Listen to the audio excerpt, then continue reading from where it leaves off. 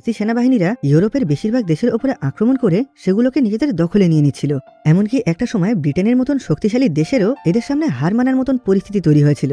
কিন্তু এই সময় ব্রিটেনের 7 জন স্পেশাল এজেন্ট মিলে খুবই গোপনভাবে হিটলারের 200 জন সৈনিককে মেরে এমন একটা অসম্ভব মিশনকে সম্পূর্ণ করে, যার ফলে আস্তে আস্তে হিটলার এই দ্বিতীয় বিশ্বযুদ্ধে পুরোপুরি হেরে গেছিল। আর এই সত্যি কাহিনী থেকে তৈরি আমাদের আজকের সিনেমার নাম দ্য মিনিস্ট্রি অফ আনজেন্টলম্যানলি ওয়ারফেয়ার। 2024 সালে মুক্তি পাওয়া এই সিনেমার IMDb রেটিং 6.8। তো গল্পটা শুরু হয় 1942 সালে, যখন পুরো পৃথিবী জুড়ে দ্বিতীয় বিশ্বযুদ্ধ চলছিল। এই সময় হিটলারের নাজি সেনাবাহিনীরা পুরো আটলান্টিক মহাসাগরটাকে নিজেদের দখলে নিয়ে সেটার উপরে সবসময় পাহারাদারি করত। এরকম ভাবেই একদিন এই নাজি সেনাবাহিনীর জাহাজ সমুদ্রের মধ্যে একটা ছোট মাছ ধরার বোট দেখতে পায়। এখন ওই জাহাজ থেকে বেশ কিছু সৈনিক এই বোটে এসে তল্লাশি চালাতে শুরু করে। এই ছোট মাছ ধরার বোটের ক্যাপ্টেনের নাম ছিল গাস মার্চ ফিলিপস। এই বোটের মধ্যে গাসের একজন সঙ্গী ছিল, যার নাম ছিল অ্যান্ডার্স লেসন। এখন নাজি সেনাবাহিনীরা এসে এদের বোটের মধ্যে ঢুকে চারিদিকে ভালো করে তল্লাশি চালাতে শুরু করে, কিন্তু এদের পুরো বোটের মধ্যে থেকে কোনো রকম সন্দেহজনক জিনিস খুঁজে পাওয়া যায় না। গাস আর অ্যান্ডার্স জানায় ওরা দুজন মাছ ধরার জন্য ভুল করে এখানে চলে এসেছে। এমনকি ওরা নিজেদের সমস্ত ডকুমেন্টসও এই নাজি সৈনিকদেরকে দেখায়। কিন্তু সবকিছু দেখার পর ওই নাজি সৈনিকদের ক্যাপ্টেন এদেরকে বলে, এই পুরো সমুদ্রটাই আমাদের, আর এখানে এসে তোমরা অনেক ভুল করে ফেলেছ। এই কথা বলেই ও আর ওর সৈনিকরা এই পুরো বোটের মধ্যে চারিদিকে একটা ব্যারেল থেকে কেরোসিন তেল ছড়াতে শুরু করে। এরপর ওই নাজি সৈনিকদের ক্যাপ্টেন বলে, এখন আমি তোমাদের বোটে আগুন ধরিয়ে দেব। এরপর হয় তোমরা এখানে আগুনে পুড়ে মারা যাবে, না হয় সমুদ্রের জলে ডুবে মারা যাবে, আর তোমাদেরকে এই অবস্থায় দেখতে বেশ ভালোই মজা লাগবে। এদিকে এসব কিছুর মধ্যেই নিচে এদের বোটের ভিতরে তখনও বেশ কিছু নাজি সৈনিক তল্লাশি চালাচ্ছিল। আর এভাবেই ওই বোটের মধ্যে থেকে ওরা একটা গোপন দরজা খুঁজে পায়, যে দরজার পিছনে হেনরি নামে এদের আরও একজন সঙ্গী লুকিয়েছিল। এখন দরজা খোলার সাথে সাথেই হেনরি হঠাৎ করে এই সমস্ত নাজি সৈনিকদের ওপরে গুলি চালাতে শুরু করে। এদিকে বোটের ওপর থেকে বাকি নাজি সৈনিকরা যখন এই গুলির আওয়াজ শুনতে পায় তখন ওরা খুবই অবাক হয়ে যায়। কিন্তু এরা কিছু বুঝে ওঠার আগেই অ্যান্ডার্স আর গাজ মিলে হঠাৎ করেই এদের ওপরে হামলা করে এদের সবাইকে মেরে ফেলে। এদিকে এদের থেকে একটু দূরে দাঁড়িয়েই ওই নাজি সেনাবাহিনীর একটা বড় জাহাজ এদের ওপরে নজরদারি করছিল। এখন এই ঘটনাটা দেখার পর ওরা মিসাইলের সাহায্যে এদের ওপরে আক্রমণ করার চেষ্টা করে।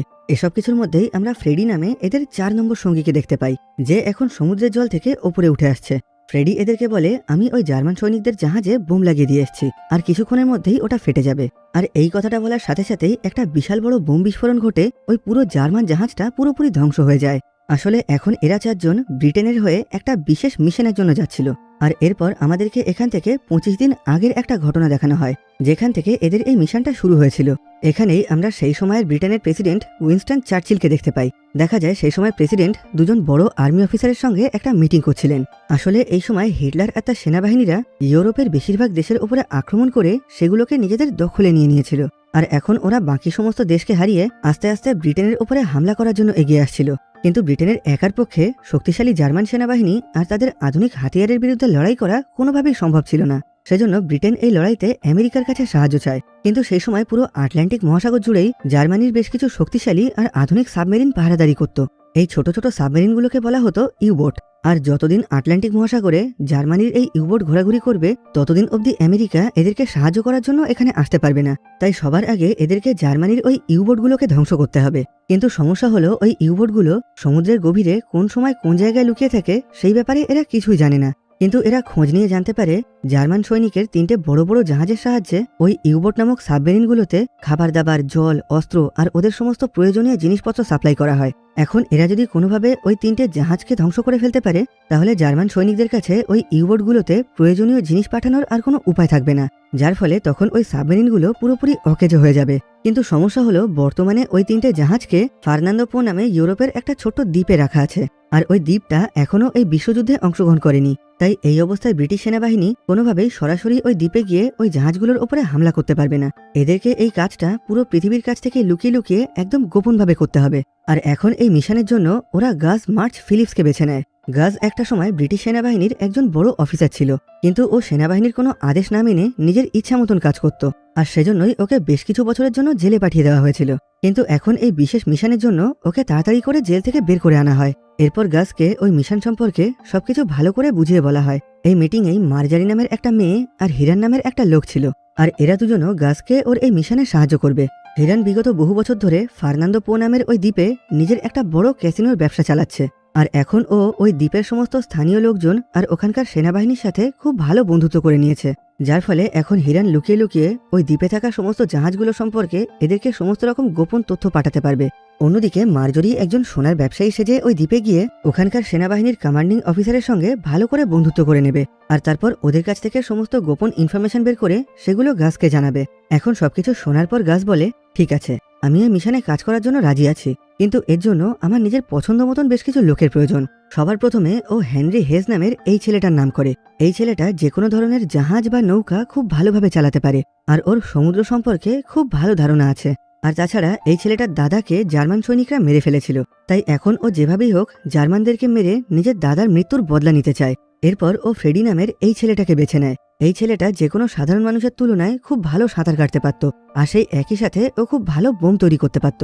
এরপর ও নিজের 3 নম্বর টিমমেট হিসাবে অ্যান্ডার লেসনকে বেছে নেয়। লেসন খুব ভালো একজন যোদ্ধা, ওর শরীরে প্রচুর শক্তি আছে, আর সেই একই সাথে ও তীর আর চাকুর সাহায্যে খুব ভালোভাবে লড়াই করতে পারে। আর এরপর ও নিজের 4 নম্বর সঙ্গী হিসাবে বেছে নেয় জেফ্রি অ্যাপেলিয়ার্ড নামের এই ছেলেটাকে। অ্যাপেল যে কোনো কঠিন পরিস্থিতিতেই বেঁচে থাকতে পারে, আর ও যে কোনো মিশনের জন্য খুব ভালোভাবে প্ল্যান তৈরি করতে পারে।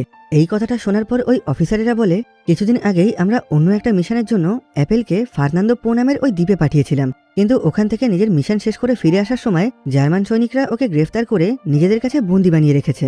তাই এই মুহূর্তে তোমাকে অ্যাপেলকে ছাড়াই এই মিশনটা করতে হবে। গাছ বলে, অ্যাপেলকে ছাড়া এই মিশনটা পুরো করা কোনোভাবেই সম্ভব না। ওকে কোন জায়গায় কোন জেলে আটকে রাখা হয়েছে আপনারা আমাকে শুধু সেই ঠিকানাটা বলুন। আমাদের মিশনে যাওয়ার পথে আমরা অ্যাপেলকে ওই জেল থেকে বের করে নেব। যদিও ওই অফিসারেরা গাছকে এই কাজটা করতে বারণ করছিল, কিন্তু গাছ ওদের কোনো কথাই শুনতে চাইছিল না। এখন ও নিজের বাকি 3 জন সঙ্গীকে নিয়ে একটা ছোট্ট মাছ ধরার বোটে করে অ্যাপেলকে বাঁচানোর জন্য সমুদ্রপথে বেরিয়ে পড়ে। আর এখান থেকেই পুরো ঘটনা আবার বর্তমান সময়ে ফিরে আসে। এখন সমুদ্রপথে যাওয়ার পথে সেই জার্মান সৈনিকরা এদের বোটে তল্লাশি চালানোর জন্য চলে আসে, কিন্তু এরা 4 জন মিলে খুবই চালাকির সাথে সমস্ত জার্মান সৈনিককে মেরে ওদের জাহাজে একটা বিশাল বড় বোম লাগিয়ে সেটাকে পুরোপুরি ধ্বংস করে দেয়। আর এই দৃশ্যটা আমরা একটু আগেই দেখেছিলাম। এরপর গাজ আর তার সঙ্গীরা মিলে অ্যাপেলকে সেই জার্মানদের জেল থেকে বের করার জন্য একটা প্ল্যান তৈরি করতে শুরু করে। সবার প্রথমে ওরা লুকিয়ে লুকিয়ে গোপনভাবে সেই দ্বীপে পৌঁছে যায় যেখানে অ্যাপেলকে বন্দি বানিয়ে রাখা হয়েছিল। দেখা যায় এই ছোট্ট দ্বীপের মধ্যে জার্মান সেনাবাহিনীর একটা আর্মি ক্যাম্প তৈরি করা হয়েছে, যেখানে এই মুহূর্তে এখন 50 থেকে 60 জন জার্মান সৈনিক আছে। এখন এদের 4 জনকে এই সমস্ত জার্মান সৈনিককে মেরে এই ক্যাম্পের ভিতর থেকে অ্যাপেলকে বাঁচিয়ে নিয়ে আসতে হবে। সবার প্রথমে লাসান নিজের তীর আর ধনুকের সাহায্যে খুবই নিস্তব্ধতার সাথে ওই ক্যাম্পের ওয়াচ টাওয়ারের ওপরে থাকা সমস্ত গার্ডদেরকে মেরে ফেলে। এরপর ওরা নিজেদের বন্দুকে সাইলেন্সার লাগিয়ে লুকিয়ে লুকিয়ে এক এক করে সমস্ত জার্মান সৈনিকদের ঘরে ঢুকে তাদেরকে মেরে ফেলতে শুরু করে। আর এখানে বাকি সৈনিকরা কিছু বুঝে ওঠার আগেই এরা সবাই আস্তে আস্তে খুবই অল্প সময়ের মধ্যে ওখানে থাকা সমস্ত জার্মান সৈনিকদেরকে মেরে ফেলে। এরপর সবশেষে ওরা দেখতে পায় অ্যাপেলকে একটা ঘরের মধ্যে বন্দি বানিয়ে রেখে ওর উপরে অত্যাচার করা হচ্ছিল। কিন্তু এখন এরা সবাই ওই ক্যাম্পে সবাইকে মেরে ওটাকে পুরোপুরি ধ্বংস করে অ্যাপেলকে নিয়ে ওখান থেকে বেরিয়ে আসে। এরপর গাজ ওর বাকি সঙ্গীদেরকে বলে, এই মুহূর্তে আমরা যে মিশনের জন্য যাচ্ছি সেটা পুরোপুরি আনঅফিসিয়াল, তাই আমাদের দেশের সরকার অথবা সেনাবাহিনী আমাদেরকে সরাসরি কোনো রকম সাহায্য করতে পারবে না। এমনকি আমরা কোনো রকম ভাবে ধরা পড়ে গেলে সরকার আমাদের কোনো রকম দায়িত্ব নেবে না। অন্যদিকে দেখা যায় হিরান আর মার্জারি এখন ফার্নান্দো পো নামের সেই দ্বীপে পৌঁছে গেছে, যেখান থেকে জার্মান সৈনিকরা জাহাজের সাহায্যে তাদের ইউবোট নামক সাবমেরিনগুলোতে প্রয়োজনীয় জিনিসপত্র পাঠাতো। এই দ্বীপের মধ্যেই আমরা হেনরিক লুয়ান নামের এই লোকটাকে দেখতে পাই। ইনি ছিলেন এই দ্বীপের মধ্যে থাকা সমস্ত জার্মান সৈনিকদের কমান্ডিং অফিসার। আর মার্জারির কাজ ছিল এই লোকটার সাথে ভালো করে বন্ধুত্ব করে ওকে সবসময় নিজের কাছে ব্যস্ত রাখা আর ওর কাছ থেকে বিভিন্ন রকম গোপন তথ্য খুঁজে বের করা। এরপর হিরান আর মার্জারি দুজন মিলে হেনরিকের সঙ্গে দেখা করে ওকে একটা বিজনেস প্রপোজাল দেয়। মার্জারি বলে, আমি এই দ্বীপে সোনার ব্যবসা করতে চাই, আর আমি চাই আপনি আমাকে এই কাজে সাহায্য করুন। এর জন্য আমি আপনাকে আমার লাভের থেকে একটা ভালো টাকার কমিশন দেব। এখানে মার্জারিকে দেখে হেনরিকের এতটাই ভালো লেগে যায় যে ওর সঙ্গে সঙ্গে ওর এই প্রস্তাবে রাজি হয়ে যায়। আর এইভাবেই আস্তে আস্তে আগামী কিছুদিনের মধ্যেই ওদের দুজনের মধ্যে খুব ভালো একটা বন্ধুত্ব হয়ে যায়। অন্যদিকে হিরানও নিজের মতন করে এই সমস্ত জার্মান সৈনিকদের সম্পর্কে খোঁজ খবর করতে শুরু করে। আর সেখান থেকেই ও জানতে পারে কিছুদিন আগে অব্দিও এই জায়গায় অল্প কিছু সংখ্যক জার্মান সৈনিক ছিল, কিন্তু কিছুদিন আগেই এখানে 200 জনেরও বেশি জার্মান সৈনিককে নিয়ে আসা হয়েছে, যাদের প্রত্যেকের কাছেই অনেক আধুনিক হাতিয়ার ছিল। এরপর মার্জারি আর হিরান মিলে খুবই গোপনভাবে মর্স কোডের সাহায্যে এই